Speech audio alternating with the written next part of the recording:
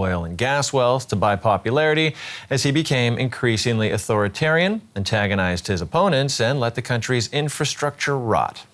On Tuesday, he lost his 2-year battle against cancer, sparking an outpouring of grief from his supporters. Mourners thronged the streets of Caracas, accompanying their president on his last journey. The body of the country's comandante is to lie in state in the military academy until Friday. Many people also gathered at the military hospital where Hugo Chavez died. A man like our commander-in-chief leaves an irreparable loss. A heroic man who has fought for Venezuela, especially for us, the poor. Chavez lives. Chavez lives because I am Chavez and because most of us are Chavez. Long live Chavez. Viva Chavez! For 14 years, the former paratrooper held sway over Venezuela.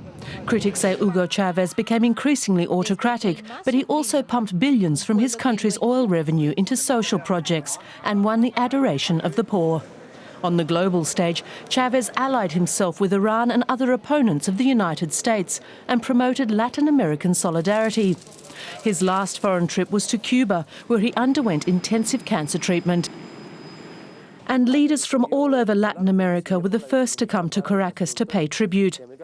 Among them, the president of Uruguay, José Mujica, Argentina's Cristina Fernández, and Bolivian leader Evo Morales. Sadly, we have lost a leader. For me, he continues as commander of the liberating forces of America and of the world, of the anti-imperialist forces and the socialist people. Germany's foreign minister said Chavez's death offered the chance for change in Venezuela and offered his government's help. The country plays a very important role in Latin America. Democracy and freedom are the right way to unlock Venezuela's full potential. For now, Venezuela is in 7 days of official mourning. The state funeral for Hugo Chavez on Friday is expected to be an event of epic proportions. Right, it's time to go live to our correspondent, Oscar Schlenker in Caracas. Oscar, can you give us a sense of the mood there after the death of Hugo Chavez? Well, as you very clearly said, there is an outpouring of supporters around all the streets in Caracas. The procession is going slowly because of so many people have attended this procession in the streets. There's a lot of heartfelt grief, as you can see, from his supporters. And we're just waiting throughout the day until he reaches the military academy.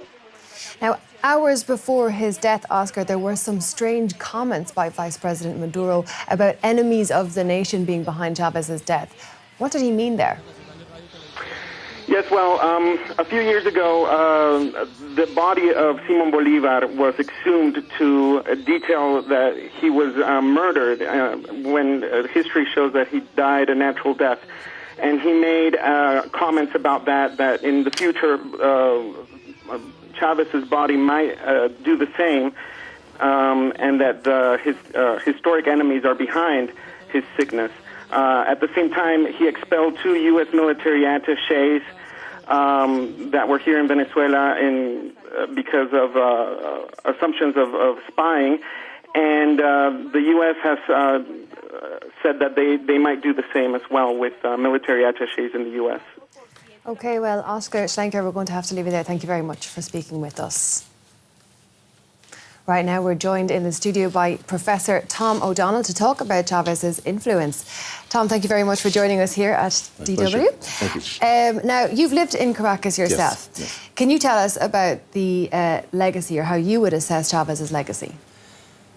Well, yes, that's a very political question, of course, in Venezuela right now. As you're hearing, it depends on who you ask. He came to power at a time of great crisis in Venezuela, a decade when, with economic and political collapse, the old political parties collapsing, and lack of confidence in the institutions. At first, he portrayed himself as sort of Simón Bolívar II, the liberator of the poor and the oppressed, but also the middle classes were looking for a way out as well.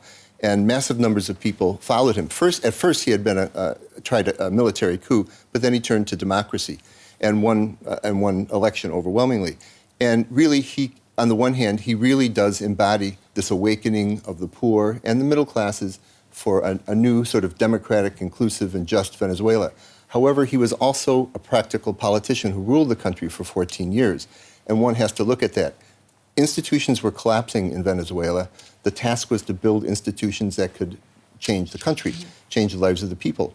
And even the Cubans would criticize him for throwing money, ample money, at problems. He didn't even organize his own political party to 2008. So right now, there's a very severe problem in the institutions, in security, and so forth in Venezuela, and that's a very big part also of his legacy. Tom, we're seeing this tremendous outpouring of emotion. There's also some political uncertainty. Elections coming up in 30 days. Any tips on what the outcome will be? I think unless there's some big surprise, it's quite certain that Maduro will win, the vice president, will win the election. As you can see, there's an outpouring of support and sympathy for President Chavez. They'll have the full support, the full strength of the state behind them in social spending and so forth in these elections, as they've always had before. And on the other hand, there are all sorts of rumors and talks, I won't get into the details, of different groups of Chavismo that aren't so aligned with each other that might be competing. But for anybody to make the first move at a time like this, any other faction would immediately say, you're betraying the unity of the revolution. And so I think that'll keep a lid on things for some time. But as I said earlier, underlying, in order to administer the country, there's very serious economic and financial problems. Even in the oil company has difficulty producing enough oil. And these problems are going to be difficult to solve without the great leader there to smooth over things between factions. Tom O'Donnell, thank you very much.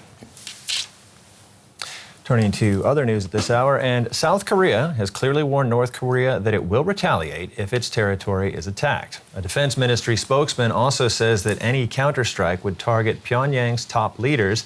A day earlier, the North threatened military action against Seoul over what it says are hostile maneuvers by the South Korean and U.S. armies. And the US has just provided details of new UN sanctions, also backed by China, aimed at punishing North Korea for carrying out a third nuclear test last month. And a court in Egypt has rejected a presidential decree which called for parliamentary elections to start next month. The ruling could delay the vote and threatens to further deepen the country's political crisis.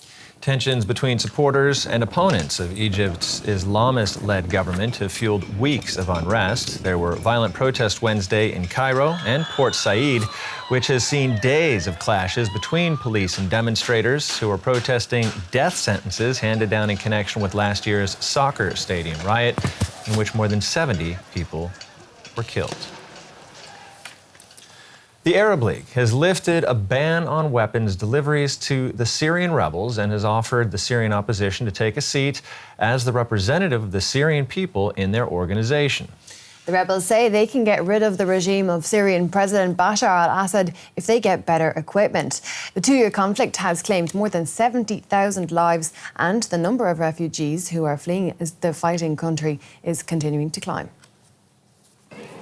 These Syrian refugees have made it to safety in Tripoli, Lebanon, but their living conditions are difficult, and they have little prospect of finding work. The number of refugees from the war now tops 1 million. Most have fled to Syria's neighbors.